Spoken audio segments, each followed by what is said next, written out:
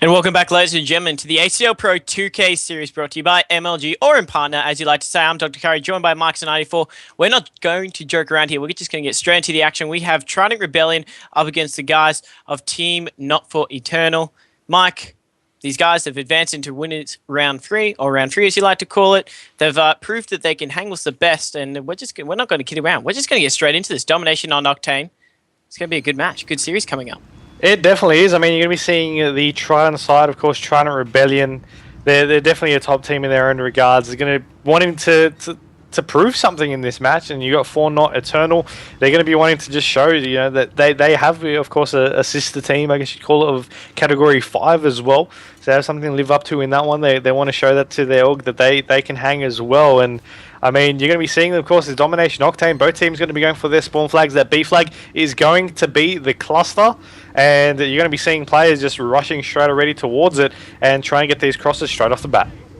Let's watch the man from Vanquish from Trident Rebellion. He is going to be the designated AR player, and they're going to be those key players, especially on Octane. Of course, it is such a large map, so open that if you get a player that can go big with an assault rifle, you'd be surprised at the work they could do, but he was unfortunately not able to get in the position he wanted to. Let's go on board with his rival from the team. He's already overextended all the way over to the opposition team's flag, A, and he could potentially get a little bit of a sneaky capture here, Mike. He's going to want to, and he nearly gets there, but he just gets taken out just a little bit too short for his liking. And of course, Jolteon now going to be over on that seaside. So he actually had the majority of the flags were actually neutralized for that, for those couple of seconds there. And Jolteon will be able to actually hold his own over in that seaside. That A flag, his team will try to now push on forward to it. And he's actually got his teammates, Mentor on that B flag now trying to get that capture as well. So he might even see a triple cap. It is looking unlikely though, as a couple of players are pushing forward. Mentor turns around and he will get dropped. But still the A and C side, forcing them to play in the middle is always a good side for the Trident side. 4-0 need to turn something, and they've got that B flag, but they need to push out to one of the spawns. They definitely do. Of course, if you don't have one of those home flags, you're just kind of stranded in the middle of the map. That's what they're doing right now. They're turtling around it, and they're not too sure which direction they want to go to. That's given Trident Rebellion the opportunity to jump on B. They're going to capitalize just like that. Counter cap for the team over there. 2 down. Guys over 4-0 Eternal. They did lock down the C flag, but unfortunately lost B. So Trident Rebellion in a great position right now. What's interesting to note is just the lack of points that 4-0 Eternal actually have, Mike. It's nearly been 2 minutes into this game, and they haven't even broken the 10-point mark. Well, they're about to now, of course, as you just see them hit there. 30-10 is now the score. 20-point lead to Trident. I mean, you're going to be seeing this B flag secured. So they have C and B flag, but it is currently being contested. As you do have a couple players on the outskirts as they're trying to get a shot on in. Moors will be able to take down one, but unfortunately gets taken down a little bit after. Of course, 2 minutes is being played here. 35-15, still a 20-point lead to the Trident team. But, I mean, they're just completely outplaying the Eternal side at the moment. You can see that from the kills, from their positioning, from map control, and even just, of course, the overall scoreboard. Let's watch Vibe from the team of 4-0 Eternal. That's their name, of course. Now, they were able to capture B once again. They did lose it, unfortunately, so both of the teams training it back and forth. But he's doing some real work right now with that Remington in the spawn of Rebellion. Can't get his 4th kill. That will be Vanquish that shuts him down. Let's watch Moore's teammate who's at the back of his spawn trying to do some defense work over at C flag. He's got to go big here. It's a one-on-one gun battle. Whoever walks away with this one is going to give his team some great momentum and some extra points. But unfortunately, the flag does get captured. He doesn't get the kill, but he does jump around the corner. Ooh. And he ends up taking out the man of rival there. And they should finally get control of a home flag. What I'm noticing right now, Myksta, between the difference of these two teams is Trident, they're just constantly harassing the spawn of the 4-0 team. And they don't really know how to answer it and lock down a flag because they're just constantly switching it between the two teams. But still somehow Trident, they got a fairly large lead. I mean, it's definitely going to be the experience kicking in right now between these two teams. The positioning is the exact plays of where you need to go and what you need to do.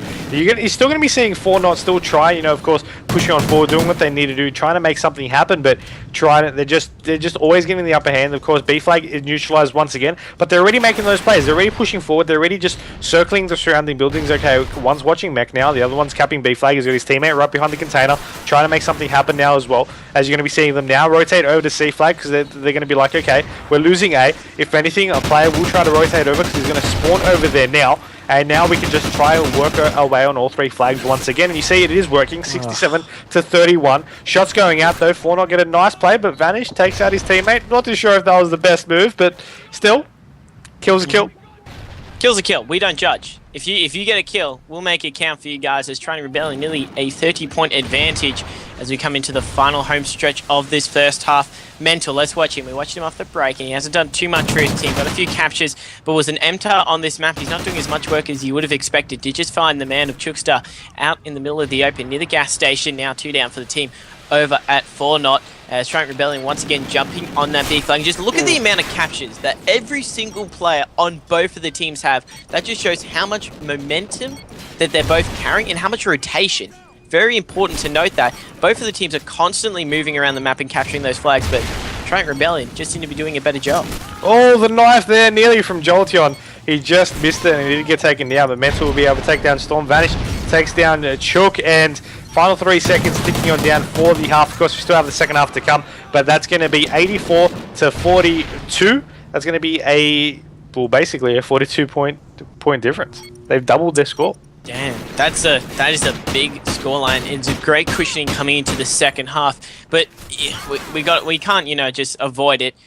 Octane is just one of those maps where triple caps are easy to say so. It's very easy to hold them down compared to other domination maps, and that's something which the guys over at 4-0 could do to get themselves back into the series quite easily. They hold down a free cap for roughly 2 minutes or so, and I tell you what, the amount of points you rack up like that is just ridiculous. So they're still in this one. But Trident Rebellion, they've definitely got their heads up high, and at this stage, you could say that it's their map to lose right now. 42 points, but I mean, even with a triple cap, you said a triple cap for 2 minutes. Do you generally see a triple cap happen for 2 minutes? I mean, it's you hard. said for a minute, it's hard. Yeah, I haven't seen people hold a triple cap for over a minute. Most of the times, of course, you have 5 minutes. Of course, you can't separate that a little bit, but it is of course going to be a little bit tricky.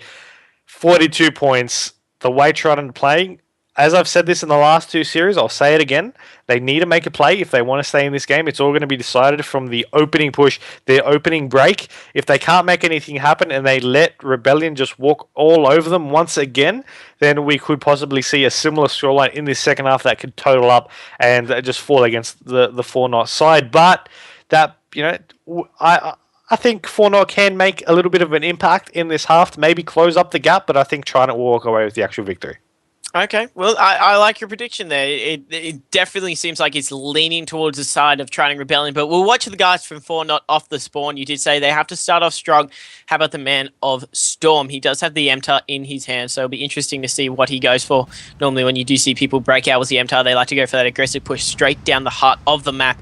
That's hopefully what we'll see from him, but they got a lot of work to do 4-0. They can't make too many mistakes because Trident Rebellion, as you said, they'll just jump on it and just gather up more points. And Trident Rebellion in this round, they don't actually have to try and get too much of a lead. If they can keep the scores relatively even, and you basically just count over the 40 points from the first half, and they have a very comfortable victory. So a lot riding on the guys from 4-9. They don't want to go down. Of course, every map does count, especially seeing as though there is no losers bracket here. If you get knocked out, you're out. That's it, unfortunately, for them. But we'll watch Storm off the break, and we'll see what he goes for, Mike. He's going to let his teammates actually go for that cap, and he's actually just going to run straight through mechanics. He's going to just push on forward, trying to go early on these crosses. And you actually do notice the opposing team, because you can't see with Oracle mode and the mini map that they're setting up nicely, but he's going to be the one actually going for this flank. So he might have picked a great play here to just jump on board with, and we might see him get a couple kills. He doesn't see one actually on that top of Motel, and it does get taken down, but his teammates were able to pick off a couple of kills, and they're trying to work on possession at the moment.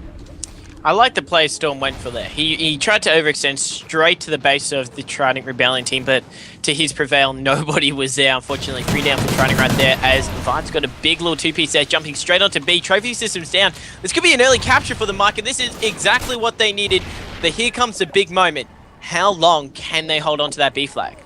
They're going to try at least hold as long as they can. I mean, you notice their players, you got one actually rotating over to the defense, you got one actually just sitting on the outskirts of container. It's an interesting play because you normally don't actually have someone sitting in the container itself after you've capped that flag, because you normally want to set up around it. You don't want to be sitting just on it, because you're literally a sitting duck, because a nade can go in over. You can have a couple of players shooting you from either side. It's not really the most secure spot. So it's strange to see a couple of people there, and you did see them die shortly after as you try to push out. It was a little bit too late, and players were really just set up around it, ready to get those kills. You notice the score 18-15. They're catching, the team of Trident. They haven't let too much of a lead slip in this second half, and the B flag is still neutralized. So teams are still gathering these points at the exact same rate, and no one's really going for B at the moment. They're just focusing on getting the surrounding kills. Exactly, that's what Trident are doing. They got that 40-point advantage. They don't need to worry about the B flag as much. If the guys over at 4-0 aren't getting points, they're happy with that. And you notice it just by the fact they're not even pushing that B flag. Now Mental, he's decided to finally break the silence, go straight onto it, half captured. He should be able to get this one, but long range shots from the man of Chookstar will clean him up. Rival answers back was a kill to his name. And let's watch Jolteon. We haven't seen too much of him at all throughout this first game so far, but he did just pick up a kill on Manitou, so he was on his home flag. Doesn't get the double though. 3 down for the guys over at Trident. Now the guys from 4-0 need to capitalize on this Myksta and get control of that B flag. Looks like that's what they're doing. But nearly, it's going to be another neutralization, and that's just what Trident Rebellion want right now. You actually notice when all these kills happen, trophies are going down and whatnot, nades going in, but when they get these kills and when they get them on point, it's not just one team that drops. Most players of both of these teams actually fall, and you have 1 or 2 left from either of these two sides. Normally, it's more like a 1v2 over on that flag side. You do notice that 36 to 32 still have a little bit of that 40-point mark to catch back up on. And you mentioned the triple cap for 2 minutes at the halftime point of this game, and we've only got 2 minutes left. We got 2 minutes left, yeah. So for them to sort of catch back up, they're going to need to hold majority flags and mostly all flags for the whole game. I know Trident are dropping at the moment, but holding 3 flags for the majority is going to be tricky. And I don't think they need to hold majority. I don't think they need to hold all 3 flags for the whole time. But they're going to need to get it at some point, at least get a neutralization. And I don't think they'll be able to do it. It's starting to look a little bit shaky there as you were talking. The clock was going down, 1:30 left remaining, and they didn't really push the spawn of Trident Rebellion. Trident, they don't really mind. They're going to jump straight onto B, and I tell you what, if they lock that down, which they should, that will be all she wrote. Neutralization, that'll do for them right now. And I do like the way they're trying to be playing this, though. The credit where credit is due. They haven't been too overly aggressive. Like, if they don't need to push the flag, they don't necessarily push it. They don't make any stupid risk. It's worked out quite well for them. The game is relatively close when you think about it. Only 15 points separating the two in favor of 4-0, but that 40-point advantage is really just going to be the nail in the coffin from the first half. So safe to say it was a minute left, Myksta. Guys are a Trident Rebellion. They're going to get map number 1 of this series, Domination on Octane. They do it in quite a convincing style. At the same time, they might be able to take out map number 1, but the 4-0 side, they don't want to just say, okay, we've lost the map. They're going to be like, okay, we lost the map, but we showed it to you in the second half. We pulled it back. It was just too much. We just let something slip in the first half, and we're going to get you in this S&D. We're going to get you in the next map. We're going to take that map, and then we're going to, maybe tie it up in the Blitz if we're able to take that one as well. They're going to just try to just end it up in their favor so that when it does come down to map number 2, they're not playing Trident's game like they did in that first half. Absolutely. That's actually the best way to sum it up. They can't play Trident's game. That's all that they've been doing the entirety of this Octane domination. They've been constantly going for that B flag and trying to just think, go for it. Go for it. We'll just kill you off it, keep it neutral, and that will be all she wrote. And that's just what's happening right now. Rival, nice little 3-piece to finish it off. That'll be your final kill. No, it won't. Oh, I feel disappointed now. I feel disappointed. Rival there just got a nice little 3-piece for your final kill cam. You do see him there getting taken out by Storm, but he finished off quite strong for his team. Trident Rebellion, they're going to walk away with map number 1 of this series, Myksta.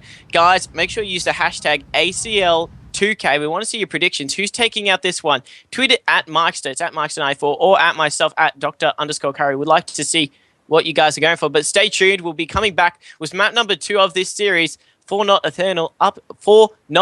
Eternal, I hope I'm saying that name right, up against Trident Rebellion.